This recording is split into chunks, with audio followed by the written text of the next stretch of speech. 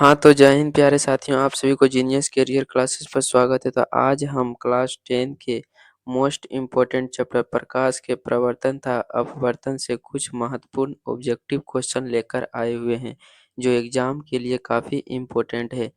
तो चलिए देखते हैं। पहला क्वेश्चन हमारा कहता है, प्रकाश की चाल भिन्न-भिन्न माध्यमों में होती है। भिन्न-भिन्न माध्यमों में कैसी होती है? तो भिन्न-भिन्न माध्यमों में भिन्न-भिन्न होती है। बी हमारा राइट आंसर है। ठीक है, चलिए अगला क्वेश्चन देखिएगा। अगला क्वेश्चन कहता है, थोड़ा सुन कलर चेंज कर लेते हैं। अगला क्वेश्चन हमारा कहता है, वायु में प्रकाश की चाल निर्वात की अपेक्षा होती है। कैसी होती है? तो लगभग समान होती है। कैसी होती है? तो लगभग समान होती है। ठीक है, अगला क्वेश्चन देखिएगा। अगला क्वेश्चन कहता है, प्रकाश ऊर्जा का एक रूप है। प्रकाश ऊर्जा का एक रूप है, क्या है? विकिरण ऊर्जा। क्या है? तो विकिरण ऊर्जा। ठीक है, चलिए अगला क्वेश्चन देखिएगा। 2026 के लिए ये सभी क्वेश्चन काफी इम्पोर्टेंट क्वेश्चन है। ठीक है, चलिए अगला क्वेश्चन देखिएगा। किस दर्पण का दृष्टि क्षेत्र बड़ा होता है? किस दर्पण का दृष्टि क्षेत्र बड़ा होता है? कमेंट कीजिएगा।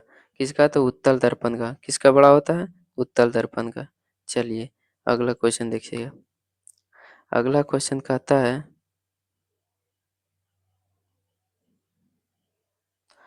अगला क्वेश्चन हमारा क्या कहता है देखिएगा।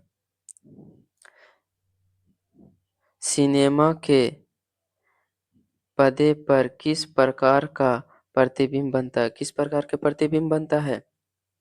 तो ये हमारा राइट आंसर ए हो जाएगा, वास्तविक प्रतिबिंब। कैसा बनता है? वास्तविक प्रतिबिंब बनता है। ठीक है, चलिए अगला क्वेश्चन देखिएगा। अगला क्वेश्चन कहता है, पानी में डाली हुई छड़ी टेढ़ी दिखाई पड़ती है, किसके कारण? किसके कारण छड़ी टेढ़ी दिखाई पड़ती है? तो ये हमारा हो जाएगा अपवर्तन। राइट, हमारा ए आंसर हमारा राइट आंसर है। ठीक है, चलिए अगला क्वेश्चन देखिएगा। अगला क्वेश्चन क्या? कांच या पानी में प्रकाश का वेग क्या होता है? कांच या पानी में प्रकाश की वेग क्या होती है? तो ये हमारा घट जाती है। कैसी होती है? घट जाती है। चलिए अगला देखिएगा। अगला क्वेश्चन कहता है, सोलर कुकर सोलर कुकर में कौन सा दर्पण उपयोग किया जाता है? सोलर कुकर में कौन सा दर्पण उपयोग किया जाता है? तो ये हमारा राइट आंसर हो जाएगा अवतल दर्पण। कैसी? अवतल दर्पण। चलिए अगला क्वेश्चन देखिएगा। तैलीय कागज होता है, कैसी होती है? कैसा होता है? तो ये हमारा हो जाएगा आंसर सी, हमारा राइट आंसर है। पार भाषा क्या हो जाएगा? पार भाषा क्या हमारा राइट आंसर है। आंसर सी हमारा राइट आंसर है। चलिए अगला क्वेश्चन देखिएगा। अगला क्वेश्चन, अवतल दर्पण से परावर्तक के बाद किरण किस बिंदु से गुजरेगी? किस बिंदु से गुजरेगी? तो ये हमारा गुजरेगी फ्लोरीन। किससे? फ्लोरीन से। चलिए अगला क्वेश्चन देखिएगा।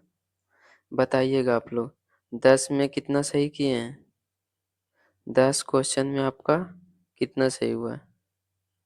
चलिए अगला क्वेश्चन देखिएगा। अगला क्वेश्चन कहता है, लेंस द्वारा उत्पन्न आवर्धन, ये 2 बार हो गया। उत्पन्न आवर्धन का एसआई इकाई क्या है? एसआई इकाई क्या हो जाएगा हमारा? राइट आंसर बी, हमारा राइट आंसर डी हमारा राइट आंसर, मात्रक विहीन। ठीक है, चलिए अगला क्वेश्चन देखिएगा। अगला क्वेश्चन, प्रकाश की चाल विभिन्न माध्यमों में कैसी होती है? तो ये हमारा भिन्न भिन्न होती है। कैसी होती है? भिन्न भिन्न। बी हमारा राइट आंसर है। चलिए अगला क्वेश्चन देखिएगा।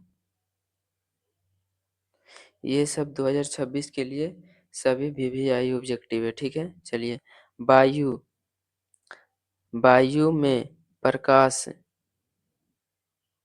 प्रकाश की चाल निर्वात की अपेक्षा होती है। निर्वात की अपेक्षा कैसी होती है?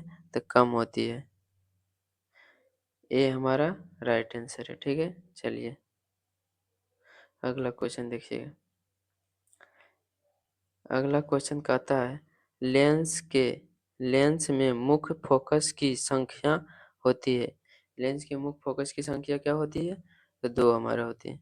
बी हमारा राइट आंसर है। बी हमारा राइट आंसर है। ठीक है, चलिए अगला क्वेश्चन देखिए। ये हमारा 15वां क्वेश्चन है। चलिए, समतल दर्पण की फोकस दूरी होती है। समतल दर्पण की फोकस दूरी क्या होती है? तो अनंत होती है। क्या होती है? अनंत होती है।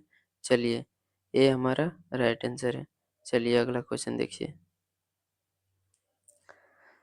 उत्तल दर्पण से बना काल्पनिक प्रतिबिंब होता है। उत्तल दर्पण से बना काल्पनिक प्रतिबिंब क्या होती है? सीधा एवं आसित होती है। सीधा एवं आसित्र होती है। चलिए अगला देखिएगा।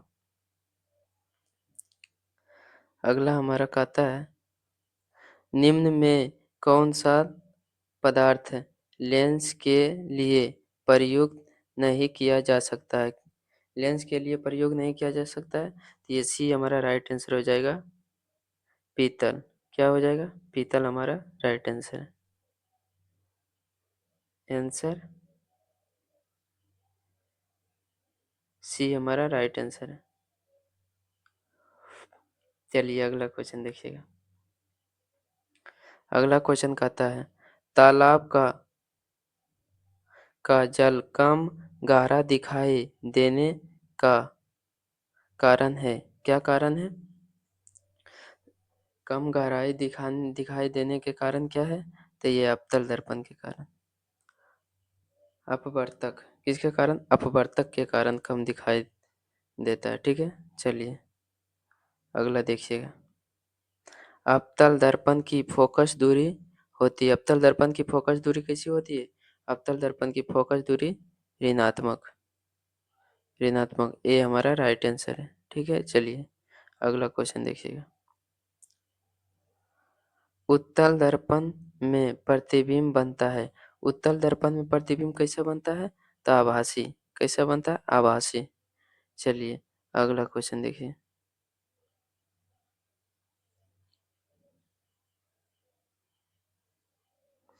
ये निम्नलिखित में से किस वस्तु का वास्तविक प्रतिबिंब कौन सा बना सकता है? कौन सा बना सकता है? ये हमारा राइट आंसर उत्तल लेंस। बी हमारा राइट आंसर है। चलिए अगला क्वेश्चन देखिएगा। फोटोग्राफी कैमरा का अभिदृश्य होता है। अभिदृश्य का क्या होती है? चलिए बताइएगा। तो इसका आंसर हमारा हो जाएगा उत्तल लेंस। सी हमारा राइट आंसर हो गया। ठीक है, चलिए 24 क्वेश्चन नंबर 24 हमारा प्रकाश का चाल न्यूनतम होती है। प्रकाश की चाल न्यूनतम होती है। किसका न्यूनतम होती है? तो कांच का। डी हमारा राइट आंसर हो जाएगा। ठीक है, बताइएगा 24 में आपका कितना सही हुआ। आज का ये लास्ट पार्ट था। प्रकाश के परावर्तन तथा अपवर्तन में 3 पार्ट कराए। Part 1, part 2, part 3। ये हमारा पार्ट 3 है। ठीक है, पार्ट 1 और 2 आप लोग जाकर देख लीजिएगा।